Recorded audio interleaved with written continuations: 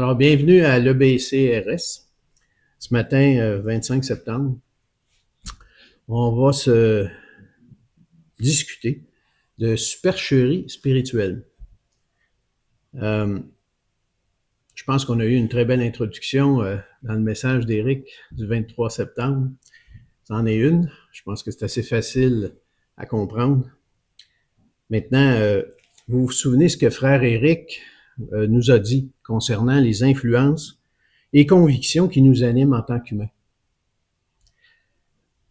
L'influence extérieure de ce monde agit sur nos convictions. Ça percole à travers nos comportements. Nous verrons à travers le thème de la supercherie spirituelle comment les êtres humains en bonne santé mentale peuvent adopter des comportements hors de sens ou de type sectaire sous l'influence de leaders qui se présentent à nous comme ayant la vérité et que Dieu a investi d'un pouvoir spécial pour que vous atteigniez le nirvana et tout au moins trouver un sens à votre existence avec la révélation d'un leader à l'allure de faux prophètes, prêt à vous duper, vous mystifier et à profiter de votre crédulité. Ils vous présentent leur vérité comme étant authentique, alors que c'est faux. On va regarder un petit peu le plan de présentation. Donc, on va définir c'est quoi ça, la supercherie spirituelle. Comment la Bible nous enseigne-t-elle à discriminer ça? Les formes de supercherie spirituelle, vous allez en voir que, il y en a plusieurs, puis ça dure depuis des siècles. C'est pas nouveau. Et les réactions de l'Église primitive face aux enseignants. Probablement que les deux derniers sujets vont se faire le 19 octobre. La supercherie spirituelle désigne un acte de tromperie, carrément, ou de manipulation dans le domaine de la foi des individus, où l'on présente comme vrai ou authentique ce qui est en réalité faux, dans le but de duper, mystifier ou profiter de la crédulité d'autrui. Les origines historiques. Les pratiques manipulatrices spirituelles existent depuis diverses époques et cultures. Je vais vous présenter divers exemples. Alors, on commence.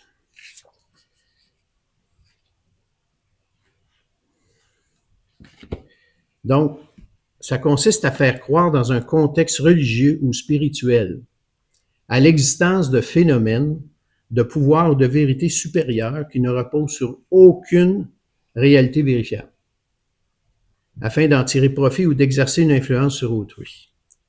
Le 4 octobre 1994, l'Ordre du Temple solaire est impliqué dans la mort de 5 personnes à Morin Heights, Laurentides. C'est chez nous, ça, hein?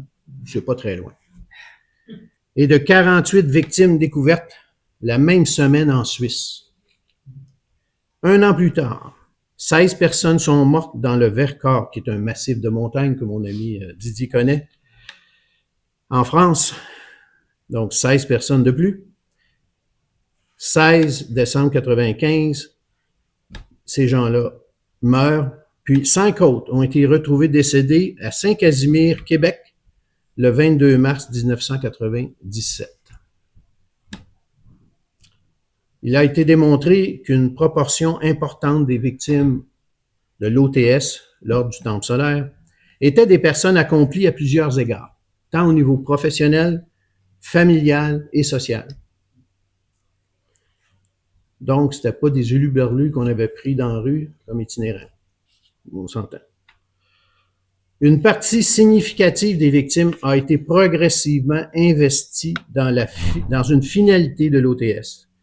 Elle consistait à rassembler une élite spirituelle dotée de savoir exclusif, capable d'atteindre un niveau de conscience élevé. Dès lors, le départ du monde terrestre était perçu comme nécessaire afin d'assurer le transit de cette élite vers l'étoile Sirius, perçu comme le siège où sont les maîtres surnaturels. L'étoile solaire de l'OTS est surtout liée à Sirius. L'étoile évoque à la fois la lumière divine, l'énergie vitale et l'axe central autour duquel s'articulent les croyances de l'ordre.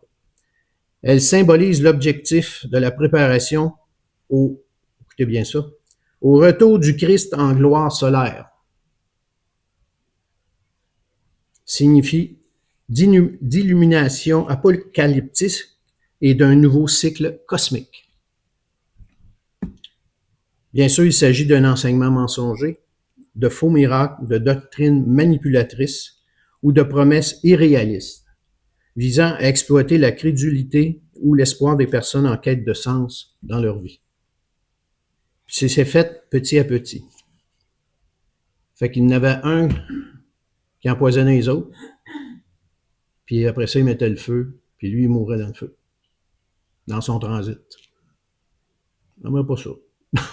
Personnellement, en arriver à ce point-là de supercherie spirituelle. On parlait en 2023 d'un massacre sans nom. 2023, c'est 2 ans, ça. Pas loin. Hein? A emporté des centaines d'adeptes de l'Église internationale de la Bonne Nouvelle. Ah ouais. Un groupe apocalyptique du pasteur Paul Mackenzie au Kenya. Les autorités kenyanes découvrent plus de 400 corps enterrés dans la forêt de Shakahola, près de Malindi. Les adeptes, sous la direction de Paul Mackenzie, étaient convaincus de devoir jeûner jusqu'à la mort pour rencontrer Jésus, à l'approche supposée de la fin du monde. Les survivants décrivent une organisation sectaire extrême où les enfants étaient les premiers à devoir mourir, suivis des célibataires, femmes et hommes, puis les responsables eux-mêmes. Des opérations de police mettent au jour des charniers avec des corps présentant des traces de malnutrition, bien sûr, mais aussi parfois de violence ou même de prélèvement d'organes. Il faut le faire hein, pour pouvoir rencontrer Jésus. C'était pas nécessairement des gens qui étaient... OK? Au total, le bilan dépasse 425 morts et des dizaines de personnes ont pu être secourues, Dieu merci. Mackenzie et près d'une centaine d'autres membres sont arrêtés, jugés pour homicide, terrorisme, mise en danger de mineurs et, bien sûr, de séquestration et de torture. Ainsi, on tente de promettre la réalisation de tous les désirs simplement grâce à la spiritualité ou à prétendre de posséder des pouvoirs surnaturels ou une connaissance exclusive pour attirer des fidèles, des adeptes et surtout de l'argent.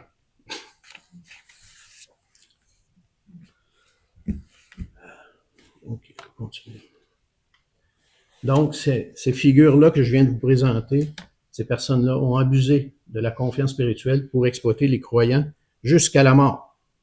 OK? C'est fort, là. C'est très sérieux. Deuxième point qu'on va aborder, c'est comment la Bible nous enseigne-t-elle à discriminer ces supercheries spirituelles. Là, on les a classées par thème pour mieux s'y retrouver. Puis là, je vais y aller selon ces thèmes-là, où on va parler de fausses doctrines. Ça, on en a parlé souvent. Éric en a parlé souvent. D'autres prêcheurs en ont aussi parlé, des fausses doctrines. La négation des vérités fondamentales du christianisme, dans le passé puis aujourd'hui. Le relativisme religieux, hein, si plusieurs chemins menaient à Dieu. Encore une autre belle hystérie. Les faux prophètes. Donc, c'est tous des éléments que la Bible nous apporte à discriminer ces supercheries-là. Donc, il y a une fausse doctrine sur les pratiques spirituelles. La doctrine de Balaam, dans Apocalypse 2, 14, vous pourrez aller voir. Mais j'ai quelque chose contre toi. C'est Christ qui parle. C'est que tu as là des gens attachés à la doctrine de Balaam, qui enseignait à mettre une pierre d'achoppement devant les fils d'Israël, pour qu'ils mangeassent des viandes sacrifiées aux idoles et qu'ils se livrassent à l'impudicité. Jésus reproche à l'Église de Pergame de tolérer en son sein des adeptes de cette doctrine. Est-ce que ça vous rappelle quelque chose, Balaam? Oui, dans l'Ancien Testament. L'Ancien Testament, hein? OK. Où c'est ça, on faisait des fausses doctrines, c'est un personnage de la Bible, okay, qui conseillait un roi, puis c'est ça. Il amenait des fausses joies ou des fausses doctrines envers le peuple d'Israël. L'autre aspect des fausses doctrines, c'est l'interdiction abusive du mariage et de certains aliments. Je vais vous laisser aller. 1 Timothée 4, allez-y. 1 Timothée 4, 1, versets 1 à 3. Mais l'Esprit dit expressément que dans les derniers temps, quelques-uns abandonneront la foi pour s'attacher à des esprits séducteurs, à des docteurs de démons, par l'hypocrisie de faux docteurs, portant la marque de la flétrissure de leur propre conscience, prescrivant de ne pas se marier et de s'abstenir d'aliments que Dieu a créés, pas là pour rien, pour qu'ils soient pris avec action de grâce par ceux qui sont fidèles et qui ont connu la vérité. Ce sont des enseignements inspirés par des esprits mauvais qui éloignent de la vérité. Et c'est dénoncé dans la Bible. L'autre point, c'est la négation des vérités fondamentales du christianisme. Plusieurs groupes, même d'aujourd'hui, ont nié et minimisé la divinité du Christ en contestant la doctrine de la Trinité et de l'incarnation de Dieu en Jésus. Par exemple, on va commencer par nier, ça commence, puis on a déjà bien sûr étudié ça, nier la divinité de Christ avec Arius en 3.25, sa nature sans péché, nier sa résurrection, sont des exemples de fausses doctrines, telles que mentionnées dans 1 Timothée 6, 3 et 4, Jude, Matthieu 7, 15, Galates 1, 6 à 9 et Jean 14, 6. Alors, je vais reprendre de toute façon chacun de ces points. Nier la divinité de Christ. Les principaux groupes qui ont nié la divinité de Christ sont les Ébionites, les Ariens, les Unitariens, ainsi que d'autres mouvements plus récents, comme les Témoins de Jéhovah et les Mormons. Les groupes historiques majeurs. Donc, les Ébionites, c'est un groupe judéo-chrétien actif dès le premier siècle, qui considérait Jésus non comme Dieu, mais comme un homme choisi, oint par Dieu, niant toute nature divine du Christ. L'arianisme, qu'on a étudié avec Éric, enseignait que Jésus-Christ, bien que fils de Dieu, était une créature créée et inférieure au Père, et donc pas pleinement Dieu. Une croyance rejetée par le Concile de Nicée en 325. N'oubliez pas que ça a perduré dans le temps, l'arianisme.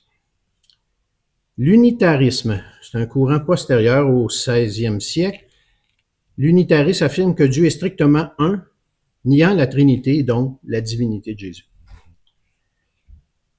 Chez nos groupes modernes, Témoins de Jéhovah, il affirme que Jésus est une créature spirituelle supérieure, mais pas Dieu lui-même. L'Église de Jésus-Christ des Saints des derniers jours, Mormons, considère Jésus comme un être divin, mais pas égal au Père. Il rejette la divinité au sens trinitaire traditionnel. Il y a d'autres hérésies de ce type-là historique. L'adoptionnisme. Celle-là, je la connaissais pas. En tout cas, cette doctrine affirmait que Jésus était un simple homme adopté par Dieu. Hein? Adopté Jésus-Christ, moi. Et divinisé après son baptême au lieu d'être divin depuis sa naissance. Elle a été enseignée du 1er au 3e siècle après Jésus-Christ, et cette doctrine a décliné à partir du 4e siècle. Cette doctrine a commencé avec l'affirmation de l'archevêque Épilande de Tolède. L'arianisme était l'évolution de l'adoptisme au 4e siècle. Donc, ça a décliné l'adoptionnisme, puis après ça, bien sûr, il y a eu l'arianisme qui a pris le relais. Le nestorianisme, bien qu'il n'aille pas jusqu'à nier la divinité, ce courant séparait fortement la nature divine de la nature humaine de Jésus. On peut pas, c'est ça. Nestorius, patriarche de Constantinople, en est le défenseur. Le concile d'Éphèse en 431 après Jésus-Christ condamne son enseignement comme hérétique. Donc, en somme, l'Antiquité au mouvement religieux actuel. De l'Antiquité au mouvement religieux actuel, plusieurs groupes et hérésies ont nié ou minimisé la divinité de Christ en contestant notamment la doctrine de la Trinité et l'incarnation de Dieu en Jésus. La résurrection. Voici un résumé des positions des groupes juifs sur la résurrection de Christ. Les Sadducéens niaient toute résurrection, y compris celle du Christ. Les pharisiens, croyant à la résurrection des morts en général, mais ont activement cherché à discréditer la résurrection particulière de Jésus pour des raisons de pouvoir. Les autres chefs religieux et autorités opposaient la croyance dans la résurrection de Jésus et ont diffusé des explications alternatives. On a volé son corps, on a fait ci, on a fait ça. En résumé, les Sadducéens sont les principaux négateurs religieux juifs de toute résurrection, tandis que l'élite sacerdotale et certains pharisiens ont été complices du rejet et de la contestation de la résurrection de Christ pour des raisons de maintien de l'ordre social et religieux du temps. Nier la sainteté parfaite de Jésus. Les groupes religieux qui nient que Jésus-Christ est sans péché sont souvent des mouvements considérés comme hétérodoxes ou sectaires, notamment certains groupes qui prétendent restaurer le christianisme originel, tels que les Témoins de Jéhovah, les Mormons et d'autres mouvements similaires, rejettent la doctrine orthodoxe de la sainteté et de l'innocence parfaite de Jésus. Les Témoins de Jéhovah, ils considèrent Jésus comme une créature élevée par Dieu, mais qui ne lui attribue pas une nature divine parfaite sans péché. Ils rejettent la Trinité et affirment que Christ n'était pas Dieu au sens orthodoxe. Les Mormons, eux autres, on en parlait tout à l'heure, l'Église de Jésus-Christ des Saints des derniers jours, leur théologie refuse la divinité traditionnelle et déforme l'image de Jésus, parfois interprété comme un être qui a dû encore progresser et purifier sa vie. Oh, peut-être. Je sais pas là, mais il était parfait, en ce que je sache, selon l'enseignement de la Bible. Des sectes restaurant le christianisme originel et des nouvelles révélations. L'Église du Tout-Puissant, elles ont des doctrines qui remplacent la Bible et remettent en question la sainteté et la nature sans péché de Jésus au profit de leur propre figure messianique ou révélation moderne. Certains mouvements unitaristes ou chrétiens non trinitaires, ils pensent que Jésus est un homme remarquable, mais ni parfaitement sans péché, ni pleinement divin. Les tièdes, là, en passant. Ces groupes remettent en cause la doctrine biblique selon laquelle Jésus est le seul être parfaitement sans péché, ce qui est fondamental pour sa mission rédemptrice, selon le christianisme orthodoxe. En passant, c'est ça. Ils tendent à minimiser le rôle rédempteur du sacrifice de Jésus en altérant sa nature divine et son exemplarité morale. En résumé, les groupes qui nient que Jésus-Christ est sans péché sont principalement des mouvements hétérodoxes ou sectaires, tels que les Témoins, ça je l'ai dit, les sectes modernes, avec des doctrines spécifiques rejetant l'orthodoxie chrétienne sur la sainteté de Christ.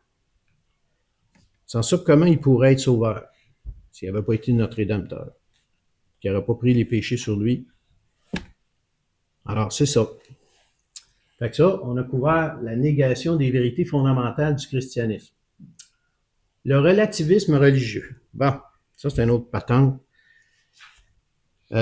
Qui affirme que tous les chemins mènent à Dieu. C'est une contre-vérité biblique. C'est pas tous les chemins. OK? Réfutation biblique du relativisme religieux. Jésus dit clairement, « Je suis le chemin, la vérité et la vie. Nul ne vient au Père que par moi. » Jean 14, 6. C'est fondamental, là. Selon la pensée biblique, ce n'est pas par la diversité des croyances ou des efforts humains que l'on peut accéder à Dieu, mais seulement par la foi en Jésus-Christ. Prétendre que tous les chemins, croyances et styles de vie conduisent à Dieu, ni la centralité du sacrifice du Christ, et l'enseignement biblique sur le salut.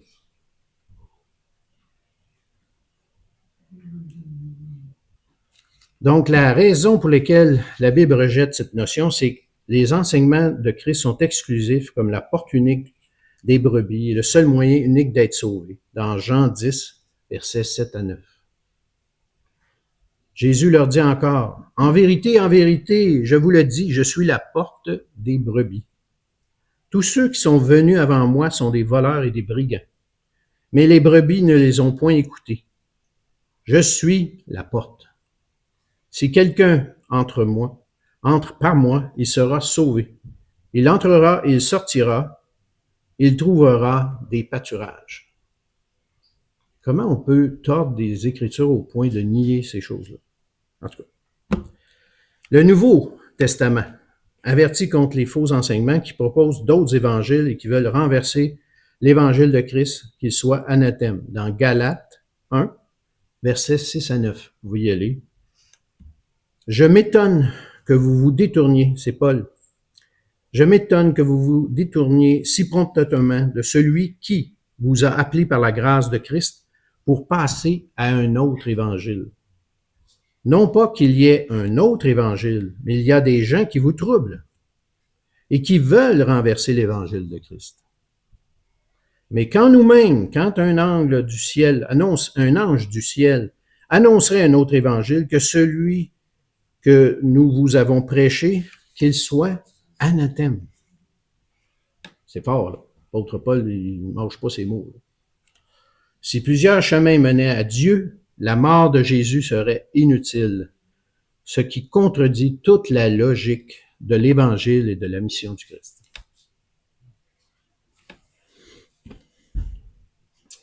Les faux prophètes. C'est des faux enseignants. Ils se déguisent en apôtres de Christ pour tromper. On disait même que Satan pouvait faire ça. Dans 2 Corinthiens 11, versets 13 à 15. Vous y aller.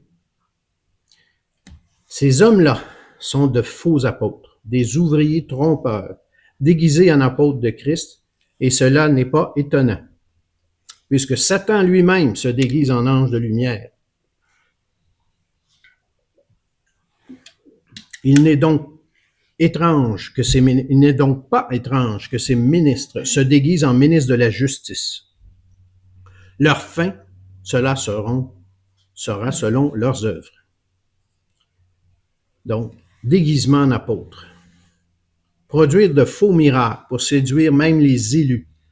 Dans Matthieu 24, verset 24. Car il s'élèvera de faux Christ et de faux prophètes. Ils feront de grands miracles, au point de séduire, s'il était possible, même les élus. C'est fort, ça. Tromperie et mensonge. Ananias et Saphira ont menti en retenant une partie de l'argent de la vente d'un bien, trompant ainsi l'Église et le Saint-Esprit dans Actes 5, versets 1 à 11. Ils en sont morts, malheureusement. Proverbe dénonce la langue menteuse et les faux témoins. Proverbe 6, versets 16, 17 et chapitre 12, verset 22. Proverbe 6, versets 16, 17 et chapitre 12, verset 22. Donc les proverbes, surtout les langues menteuses, les faux témoins, les langues séductrices. Les conséquences des enseignements trompeurs mènent à l'effritement de la foi, à la confusion, donc à la détresse psychologique, à la débauche et à la condamnation. Dans 2 Pierre, chapitre 2, versets 1 à 3. Ces thèmes couvrent les principaux types d'enseignements trompeurs dénoncés dans la Bible, illustrant leurs caractéristiques et conséquences spirituelles. En somme, la supercherie spirituelle est une forme de manipulation, où le discours, la pratique spirituelle servent de prétexte à une duperie. Donc, je viens vous résumer le dernier paragraphe comme tel, même de vous l'expliquer davantage. Ça va? Bon. Midi moins 20. Bon. Alors, ce que je vais faire, c'est que je vais aborder ces thèmes-là aujourd'hui, mais je vais en garder pour le 19 octobre. Ça va? Parce qu'il y en a pas mal, c'est clair. Pour ce qui est des supercheries spirituelles, l'un des éléments clés de notre recette de la bouillabaisse, vous savez ce que c'est une bouillabaisse, hein? C'est une soupe aux fruits de mer avec toutes sortes d'affaires là-dedans. C'est très nourrissant pour ça, mais là, c'est la bouillabaisse du mal. c'est pas drôle. Et qu'il nous faut de faux prophètes et enseignants. Ça, c'est la première condition. Puis là, je vais parler de certains versets. Je vais vous permettre d'aller voir. Deutéronome 13, allez-y, là, Deutéronome 13, versets 1 à 5. Il met en garde contre les prophètes qui annoncent des signes ou prodiges dans le but de faire suivre d'autres dieux que l'Éternel. Ces faux prophètes sont considérés comme des agents de révolte contre Dieu et doivent être exclus et punis de mort. Ce passage reflète l'importance de la fidélité à Yahweh dans l'Israël antique et la menace que représentaient les faux prophètes à l'époque. Déjà là. On parle de plusieurs centaines d'années avant Jésus-Christ. Là. OK? C'était déjà implanté, comme on dit. Ézéchiel, chapitre 13, verset 9, condamne les prophètes aux visions vaines et les oracles menteurs, prédisant qu'ils ne feront pas partie du peuple de Dieu, ni ne rentreront en terre promise. Le contexte est celui de l'exil babylonien, où de nombreux faux prophètes promettaient la paix illusoire aux exilés, alors que Dieu annonçait un jugement. Dans Jérémie 23, donc chapitre 23, verset 16, on exhorte à ne pas écouter les prophètes qui prophétisent des choses vaines selon leur propre cœur, car ils détournent le peuple de la parole vraie de Dieu. Jérémie confronta personnellement plusieurs faux prophètes dans le Juda au 7e siècle avant Jésus-Christ, qui prêchaient la paix alors que la destruction approchait. C'est le fun, hein, de vendre des beaux désirs et des rêves, et c'est pas ça pendant tout qui se produit, c'est le contraire. Matthieu 7, versets 15 à 23. Est un avertissement direct de Jésus dans le sermon sur la montagne. Contre les faux prophètes, les décrit comme des loups déguisés en brebis. Jésus enseigne que les fruits des faux prophètes révèlent leur nature mauvaise. Il met en garde contre des miracles trompeurs.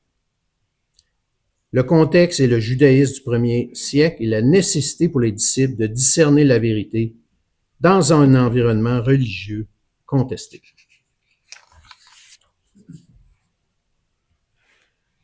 Dans 2 Pierre 2, versets 17 à 19.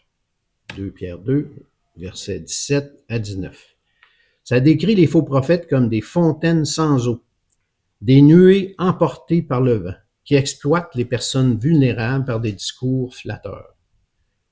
Cette épître du premier siècle met en garde la jeune Église contre les enseignants corrompus en son sein. Dans Jude, versets 15 et 16, condamne des hommes impies qui changent la grâce de Dieu en débauche et suivent des voies de rébellion comme Caïn, Balaam et Corée. Ce texte donnait un portrait sombre et sévère de faux prophètes qui menacent l'intégrité de l'Église primitive.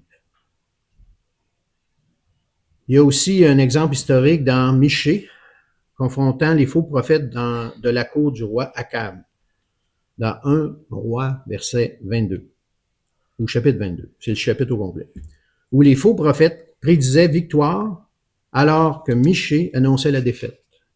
Ce récit illustre la lutte entre le vrai et le faux prophètes dans l'Israël monarchique. Donc, les 2 rois sont décédés, là. Ils sont fait entrer par des flèches, ils sont morts le soir même. Ces versets et leur contexte révèlent que les faux prophètes sont un fléau à différentes époques, avec des caractéristiques communes. Tromperie, fausse paix, incitation à l'idolâtrie, à la rébellion contre Dieu et à l'exploitation des croyants par des paroles séduisantes mais mensongères. Fait que on va voir le 19 octobre le spiritisme, les fausses reliques, les apparitions et les stigmates, la possession démoniaque. Là, déjà, j'ai campé, j'ai mis la table. C'est quoi ça, ces supercheries-là spirituelles? Puis, à ce moment-là, comment c'est dénoncé par la Bible? Drôlement important, là, qu'on s'y réfère à ces versets-là pour être mieux outillé pour discriminer les faux prophètes, les faux enseignements, avec une langue fausse comme telle. Fait que le 19, on va continuer notre recette de la bouillabaisse du mal, le 19 octobre. Et puis là, je vais vous parler de tout ça. Comment, c'est quoi ces affaires-là, puis pourquoi ça apparaît, puis qu'est-ce que c'est, puis on va vous donner les faits historiques. Puis, surtout les possessions démoniaques, là, c'est assez... c'est pas évident. Ça a commencé même avant, là, j'imagine, mais au 16e siècle, déjà. Donc, voilà. Alors, faut bien discriminer. On a tous les outils, les versets nécessaires dans la Bible pour bien discriminer un faux prophète, des faux enseignements.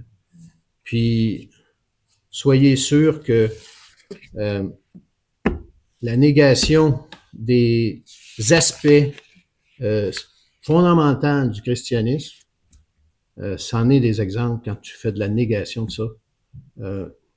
Ça a commencé à dire « Oh, on a-tu un problème ici, là? »